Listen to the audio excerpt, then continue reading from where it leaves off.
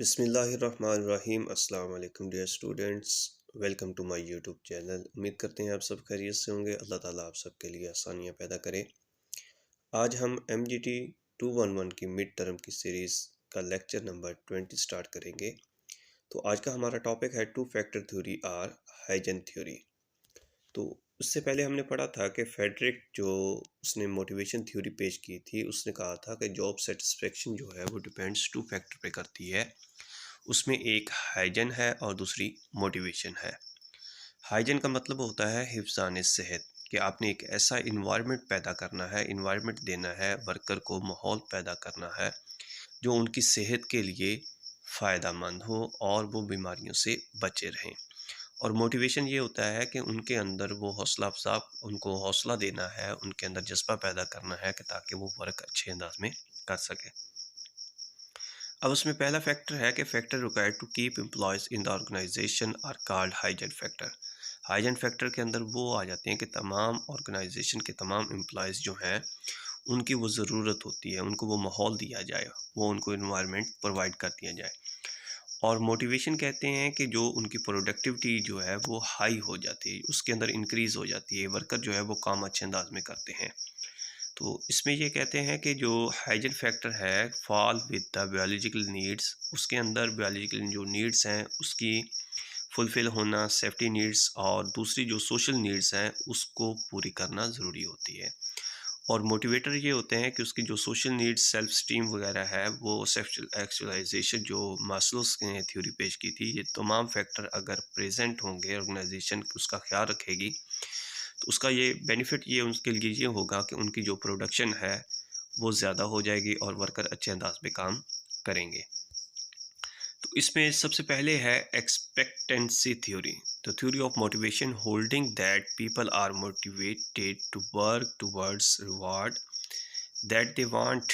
जो वो चाहते हैं, जो वर्कर काम करते हैं, उनको अगर मोटिवेट किया जाए और उनके अंदर जज्बा पैदा किया जाए तो वो जो काम करते हैं वो अच्छे अंदाज में, और उनको वो ये यकीन दिलाना होता है कि अगर आप अपनी परफॉर्मेंस को, कारकर्दगी को बेहतर बनाएंगे तो आपको रिवार्ड जो वो दिया जाएगा।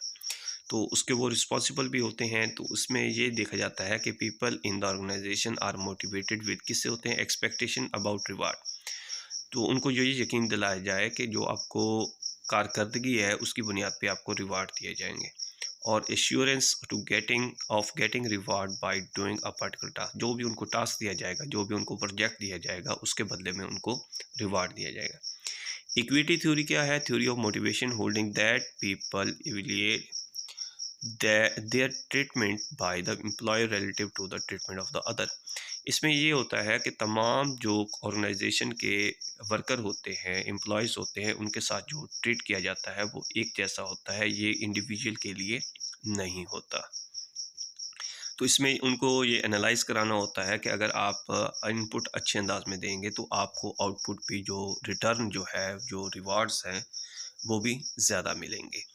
तो इसके equivalence in input and outcomes, इसमें ये है कि अगर आप बराबरी के तौर पे उन तमाम एम्प्लॉयज़ को ये यकीन दहानी करा देते हैं कि आप अगर इनपुट अच्छे देंगे तो आपको आउटपुट भी अच्छा मिलेगा। अब एक एम्प्लॉय के लिए इनपुट क्या होना चाहिए? तो उसमें लेवल ऑफ एजुकेशन है कि उसकी एजुकेशन अच्छी होनी चाहिए, उसके दरमियान उसके अंदर स्किल्स मुख्तलिफ़ किस्म की होनी चाहिए, उसका एक्सपीरियंस हो, उसकी रेपुटेशन हो, उसकी ऑर्गेनाइजेशन के अंदर एक साख होनी चाहिए, हार्ड वर्कर होना चाहिए और कनेक्शन होना चाहिए। ये इनपुट अगर देंगे तो फिर उसको ऑर्गेनाइजेशन का फ़र्ज़ बनता है कि उसको आउटकम्स कौन से दें। तो उसमें सैलरीज़ है, सैलरीज़ में इजाफ़ा दे, डेजिग्नेशन उसकी पहचान होनी चाहिए, प्रमोशन होनी चाहिए, उसकी बेनिफिट्स मुख्तलिफ मिलने चाहिए, सोशल स्टेटस उसका होना चाहिए, रिस्पेक्ट एंड ऑर्गेनाइजेशन के अंदर उसकी इज़्ज़त और एहतराम होनी चाहिए, और मुख्तलिफ किस्म की जो अपॉर्चुनिटी हैं वो उसको प्रोवाइड कर दिए जाए।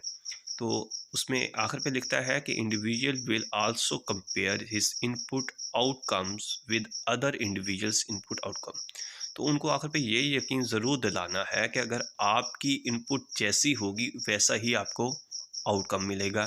तो आपने दूसरे के साथ कंपेयर नहीं करना कि उसकी इनपुट, अगर फ़र्ज़ करें एक बंदा, एक एम्प्लॉय 4 घंटे काम करता है, अज़ाफ़ी आउटपुट लेता है, मकसद 1 महीने के अंदर उसने 1 प्रोजेक्ट करना है तो वो 2 कर देता है, तो उसके लिए उतना ही आउटकम मिलेगा। अगर एक और एम्प्लॉय है, उसने भी 1 प्रोजेक्ट करना होता है लेकिन वो 4 कर देता है, तो एक ने 2 किए, एक ने 4 किए, तो साउदर है उसके लिए भी आउटकम जो है वो उससे ज़्यादा मिलेगा। उसके बाद है how can equity theory be implemented, उसको इम्प्लीमेंट कैसे किया जाए। Managers have to explain reason for the difference of the outcome of the employee in order to keep them motivated.